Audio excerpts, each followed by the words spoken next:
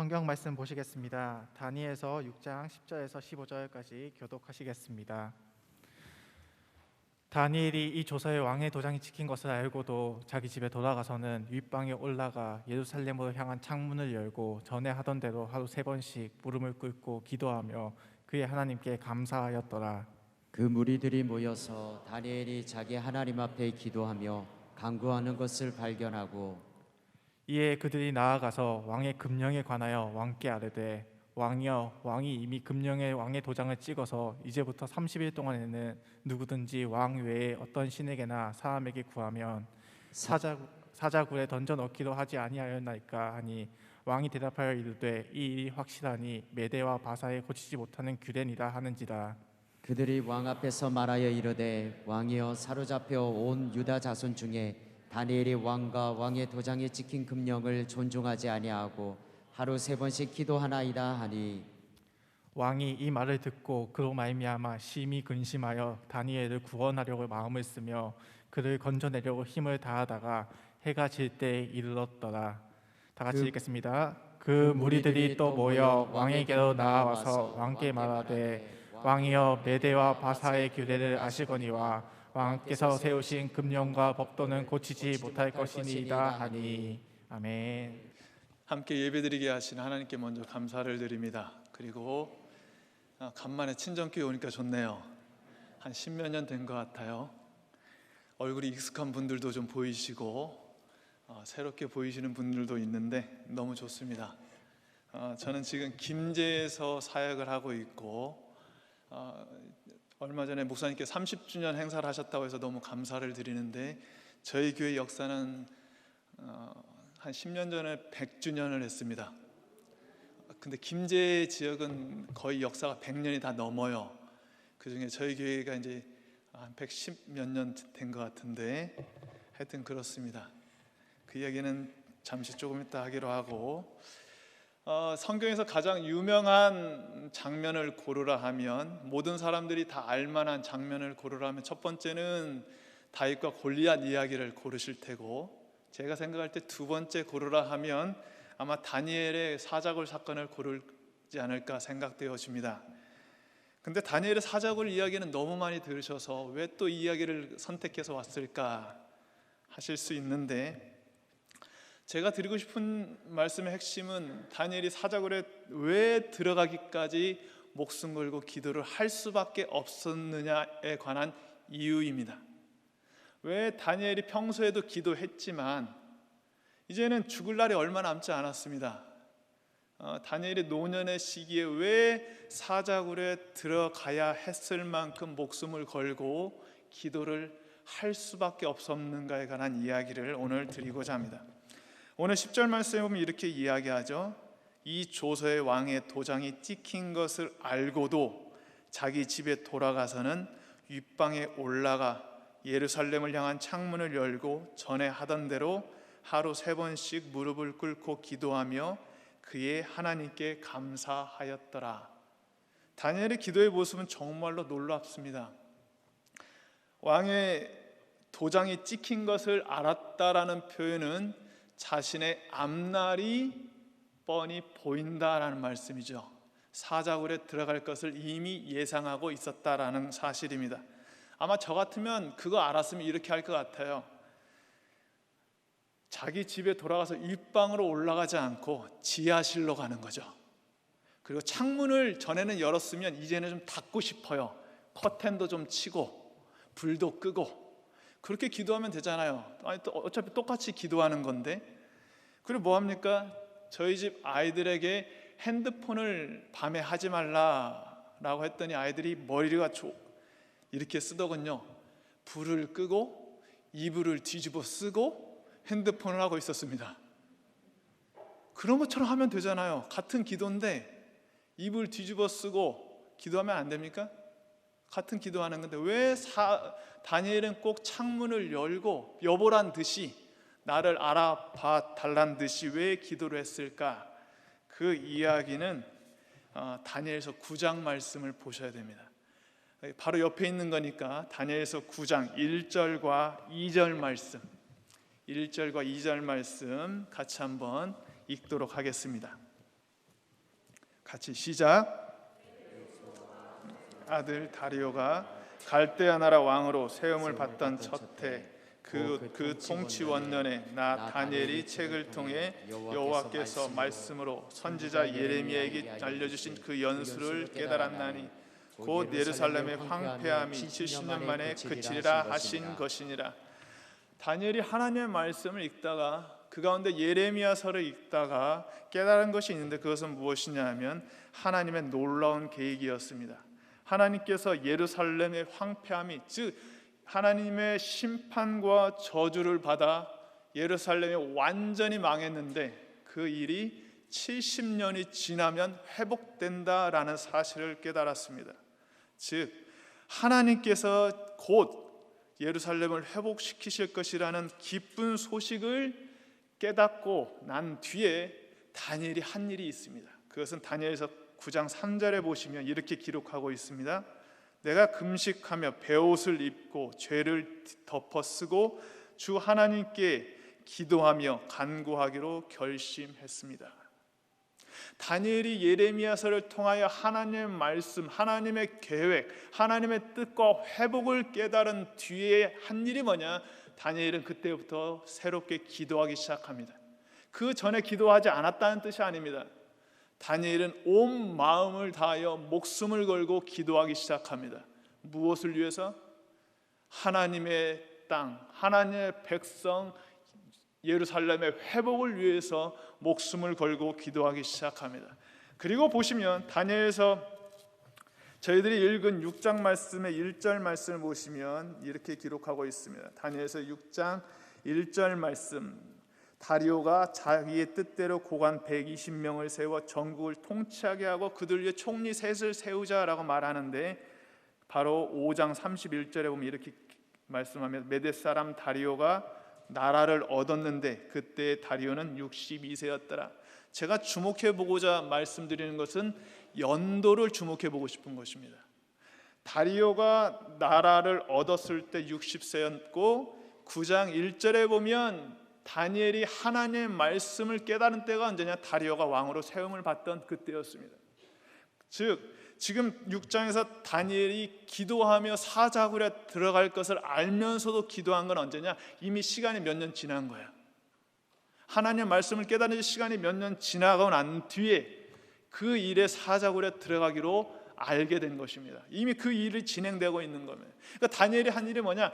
하나님의 말씀을 깨닫고 난 뒤에 하나님의 나라의 회복과 하나님의 백성의 회복을 위해 계속 기도하는 가운데 사자굴의 사건이 있을 걸 알면서도 기도를 멈출 수가 없었다라는 사실입니다. 사랑하는 성도 여러분, 어떤 교사가 진짜일까요? 내 열심으로 하는 것도 중요한 것 같습니다. 내 헌신도 필요한 것 같습니다. 그러나 더 중요한 것은 하나님의 뜻과 계획을 바라보면서 사역하는 것이 중요한 줄로 믿습니다. 그것이 교사입니다. 왜요? 교사는 내 원하는 대로 하는 것이 교사가 아니기 때문에 그렇습니다. 교사는 누구의 뜻대로 하는 것이 교사입니까? 하나님의 뜻대로, 하나님의 계획대로 행하며 나아가는 것입니다. 여러분, 이 자리에 나와 앉아있다는 것은 무엇을 의미하는 것입니까? 내 마음대로 사는 것을 포기한 사람들입니다. 다니엘처럼 앞날이 뻔히 보여요. 어떤 일이 벌어질지 뻔히 보이지만 하나님이 원하시면 그 길을 묵묵히 가는 것입니다. 그 길을 신약 성경의 용어로 표현하면, 예수님의 말씀대로 표현하면 십자가의 길을 가는 것입니다. 나를 따라오려거든 자기 십자가를 지고 나를 쫓을 것이니라. 그게 그 길이에요. 다니엘이 간 길이 그 길이고 우리가 가야 할 길이 그 길이고 이미 가고 있는 길이 그 길입니다. 보십시오. 다니엘이 기도하기 시작할 때, 하나님 앞에 회개하며 나아갈 때 기도하며 나아갑니다. 근데 사자굴이 보이는 거야. 그럼 왜 사자굴이 뻔히 보이면, 아까 앞에서 제가 말씀드린 것처럼 창문 닫고 지하실로 내려가서 이불 뒤집어 쓰고 기도하면 똑같은 기도인데 왜 다니엘이 굳이 그렇게 기도하고 있었을까요? 그 이유가 있습니다. 여러분, 혹시 방송실에서 가능하시면 열왕기상 8장 말씀, 열왕기상 8장 46절에서 50절 말씀을 좀 띄워주시면 도움이 될 것 같습니다. 제가 미리 말씀을 드렸어야 되는데 오기에 바빠서 좀 얼마 안 걸렸습니다. 한 3시간 40분밖에 안 걸려서 오다 보니까 제 아내는 운전하고 저는 옆에서 졸고 그러다가 보니 이렇게 됐습니다. 다니엘 열왕기상 8장 46절에서 50절 말씀, 손이 빠른 분은 찾아보셔도 됩니다. 네, 화면이 준비가 됐을까요? 안 되면 그냥 읽어드릴게요. 열왕기상 8장 46절에서 50절 말씀 제가 읽어드리겠습니다. 범죄하지 아니하는 사람이 없사오니 그들이 주께 범죄함으로 주께서 그들에게 진노하사 그들을 적국에게 넘기심에 적국이 그들을 사로잡아 원근을 막론하고 적국의 땅으로 끌어간 후에 그들이 사로잡혀간 땅에서 스스로 깨닫고 그 사로잡은 자의 땅에서 돌이켜 주께 간구하기를 우리가 범죄하여 반역을 행하며 악을 지었나이다 하며 자기를 사로잡아간 적국의 땅에서 온 마음과 온 뜻으로 주께 돌아와서 주께서 그들의 조상들에게 주신 땅 곧 주께서 택하신 성읍과 내가 주의 이름을 위하여 건축한 성전 있는 쪽을 향하여 주께 기도하거든 주는 계신 곳 하늘에서 그들의 기도와 간구를 들으시고 그들의 일을 돌아보시옵소오며 주께 범죄한 백성을 용서하시며 주께 범한 그 모든 허물을 사하시고 그들을 사로잡아 간 자 앞에서 그들로 불쌍히 여김을 얻게 하사 그 사람들로 그들을 불쌍히 여기게 하옵소서. 아멘. 보십시오. 제가 강조한 곳이 있습니다. 주께서 택하신 성읍과 내가 주의 이름을 위하여 건축한 성전 있는 쪽을 향하여 주께 기도하거든. 주목해 보는 것입니다. 왜 다니엘이 예루살렘 쪽으로 있는 창문을 열고 기도했느냐? 이 열왕기상의 말씀 솔로몬의 기도를 근거로 기도하고 있는 것입니다. 자기 마음대로 기도한 게 아니에요. 다니엘은 철저히 하나님 말씀에 근거해서 기도하고 있습니다. 솔로몬이 이렇게 예루살렘 성전을 건축한 후에 이스라엘 백성들을 축복하며 기도한 내용 가운데 하나입니다. 그 가운데 무엇이냐? 이스라엘 백성들이 잘못해서 하나님의 심판을 받아 적국으로 끌려간 뒤에 그들이 하나님의 말씀을 깨닫고 하나님 앞에 돌아오고 싶은데 어떻게 할 것이냐? 돌아올 때 하나님이 계신 성전 쪽을 향하여 손을 들고 기도하면, 회개하면 하나님이여 그곳에서 들으시고 그들을 돌이키사 회복하시고 은혜를 부어 주옵소서 선언하고 있다는 거죠. 그러니까 다니엘은 이 말씀을 기억하면서 이 말씀을 따라 예루살렘을 향한 창문을 열고 기도할 수밖에 없는 것입니다. 하나님 말씀을 따라 내가 하나님 말씀을 따라 기도하고 있습니다. 내가 죽을 줄 알면서도 사자굴에 끌려 들어갈 것을 알면서도 나는 그곳을 향하여 가고 기도합니다. 다른 사람들이 나를 보든지 보지 않든지 나는 하나님이 계신 성전 쪽을 향하여 기도하오니 하나님이여 말씀하신 대로 들으시고 회복하여 주시옵소서.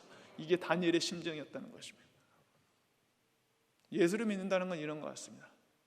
예수를 믿는 건 조금 꼼수를 부리면 살 수 있습니다. 조금 머리를 굴리면 손해보지 않을 수 있어요. 조금만 내 나름대로 하면 하나님도 만족할 것 같고 사람도 만족할 수 있을 것 같습니다. 근데 그렇지 않은 거야. 안타깝지만 그렇지 않습니다. 우리가 살아간다는 건 뭐냐? 꼼수가 통하지 않는 거고 내 생각과 다른 겁니다. 오직 하나님의 뜻대로, 오직 예수 그리스도의 말씀대로 살아가는 것입니다. 다니엘이 그렇게 살아가고 있어요. 다니엘이 솔로몬의 말을 따라 기도할 때 사자굴에 들어갈 수밖에 없었습니다. 그것이 오늘 말씀의 핵심입니다.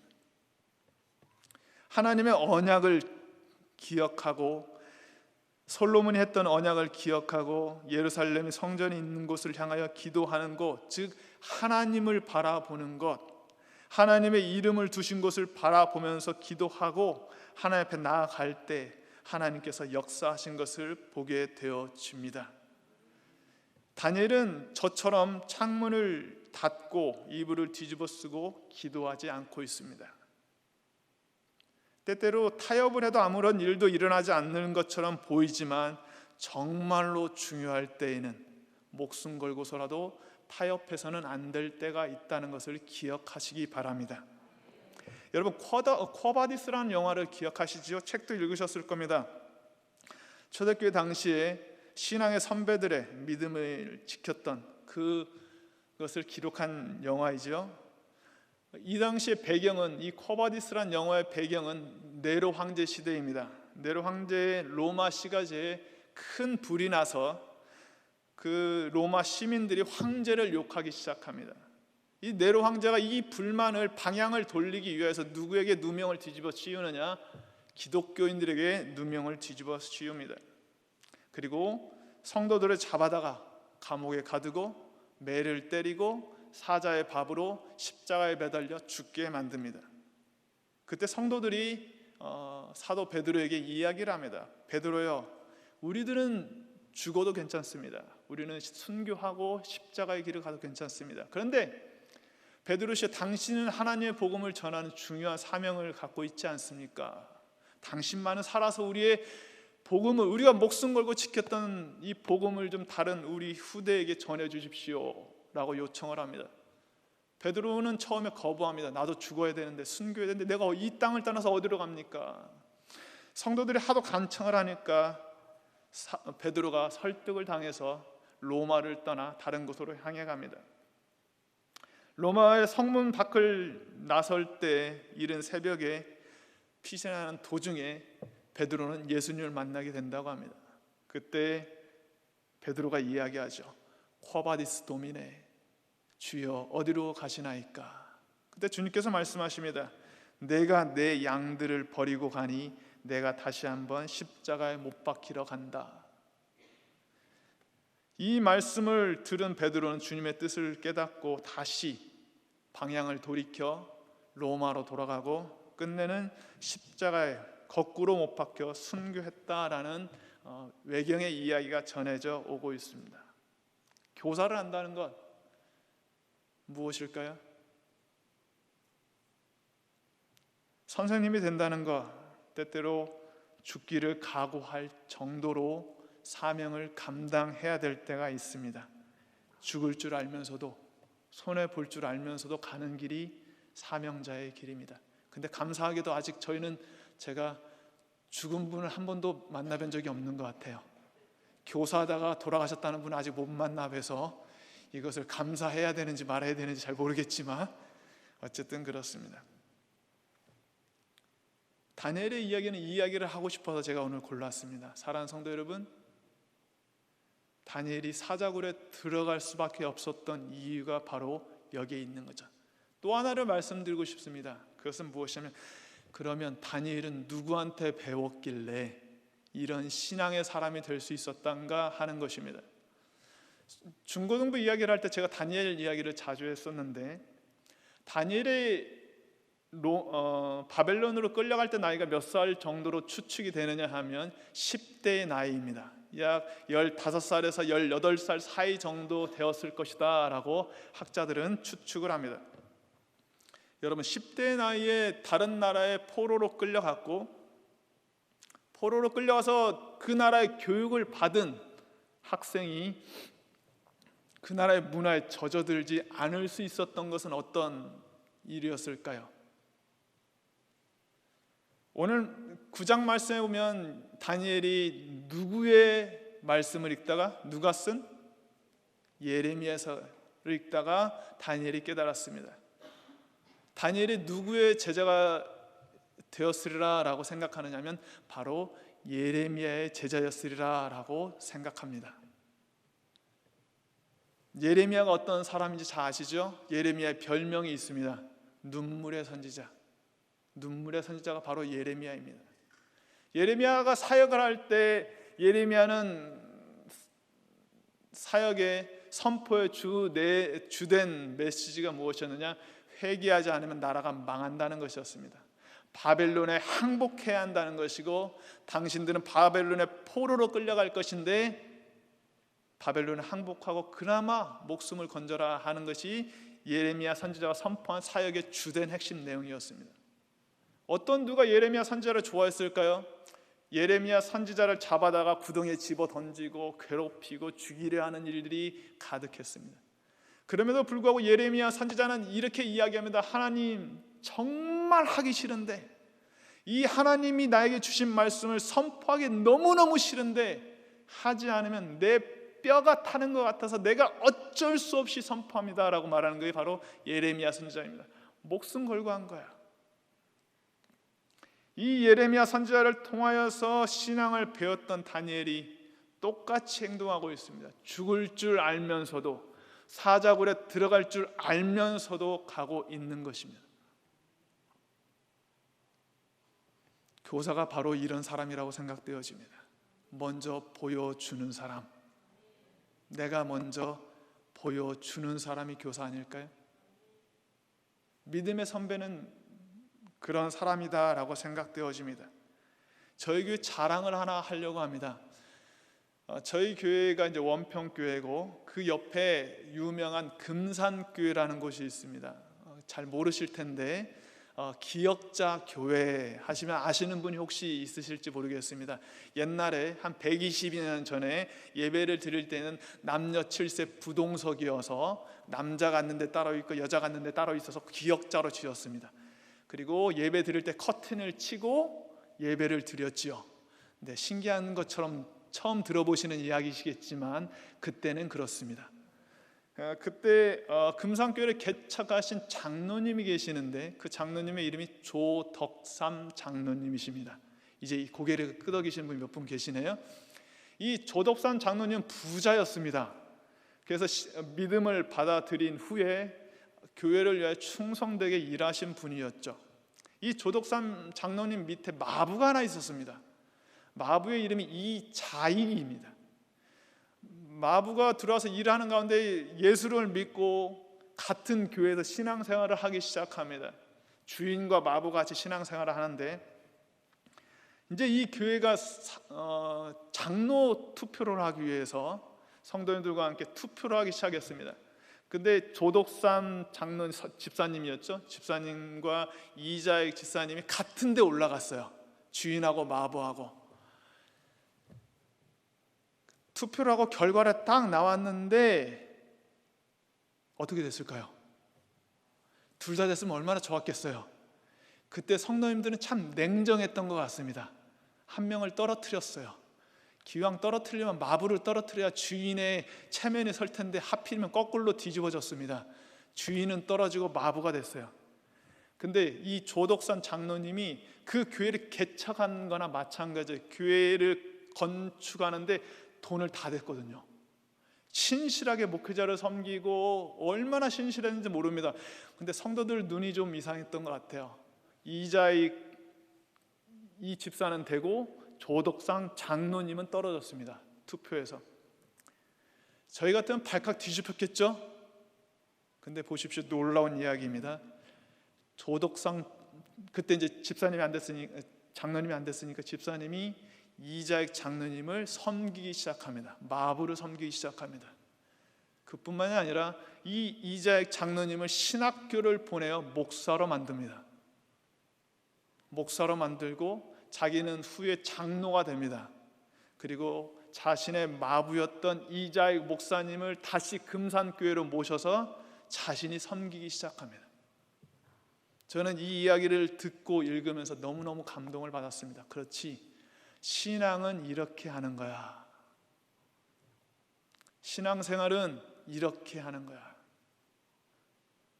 내가 떨어지고 내 마부였던 그 이자익이 됐는데 자존심 상하지 않고 이 악물지 않고 교회를 옮기지 않고 오히려 그 장로님을 신학교를 보내어 목사님을 만들고 그 목사님을 자기가 장로가 되어 섬기기 시작하고 결혼을 시키고 생활할 수 있는 생활 자금을 대어드리고 한 분이 바로 조덕삼 장로님이십니다. 저는 솔직히 이자익 목사님보다 조덕삼 장로님이 더 좋아요. 저희 교회에 그런 장로님 많아졌으면 좋겠습니다. 서영교회도 많아지기를 축원합니다. 너무너무 감동이지 않습니까? 그 이자익 목사님의 며느님이 저희 교회에 나오십니다. 93세예요. 버스 타고 오십니다. 놀랍죠? 여기 보니까 젊은 분들이 참 많이 계셔서 너무 좋네요. 저희 교회 평균 나이 70세입니다. 시골 교회라 어쩔 수가 없어요. 작년인가 재작년인가 원평이란 지역에 갓난아이 딱 한 명 태어났어요. 시골이 다 그렇습니다. 여러분 시골 교회를 불쌍히 여기시고 위에서 많이 기대해 주시면 좋겠습니다. 그러니까 뭐예요? 왜 이 이야기를 말씀드립니까? 이 이야기가 우리에게 주는 감동이 있죠. 신앙생활하는 사람이 저렇게 신앙생활할 수 있구나. 얼마나 멋진지 모릅니다. 삐지지 않고 갈라서지 않고 섬기기 시작하고 도와주기 시작하고, 그래서 아름다운 교회를 이루어가고 그랬던 그 모습이 저희에게 감동을 주지 않습니까? 바로 어떤 교사가 되어야 하느냐, 이 교사가 되기를 축원합니다. 감동을 주는 교사, 본을 보여주는 사람, 나 때문에 한 영혼이 세워지고 살아나기 시작하는 그런 은혜 있는 주일학교들. 그래서 먼 훗날 이런 이야기를 듣는 선생님들이 되었으면 좋겠습니다. 먼 훗날 그 아이가 돌아와서 선생님, 내가 선생님 때문에 내 인생이 바뀌었습니다. 내가 하나님을 만나게 되었고, 내가 신앙생활을 하는 법을 제대로 배우게 되었고, 지금도 내가 잘 하고 있습니다. 그런 이야기를 듣는 사랑하는 울산 서연교회 교사들과 온 성도들이 되어서 이 교회 때문에 하나님의 복이 흘러가기 시작하고, 많은 사람들을 감동시키기 시작하고, 많은 영혼들이 주님께로 돌아오는 은혜 있는 교회 되어지기를 주님의 이름으로 축원합니다.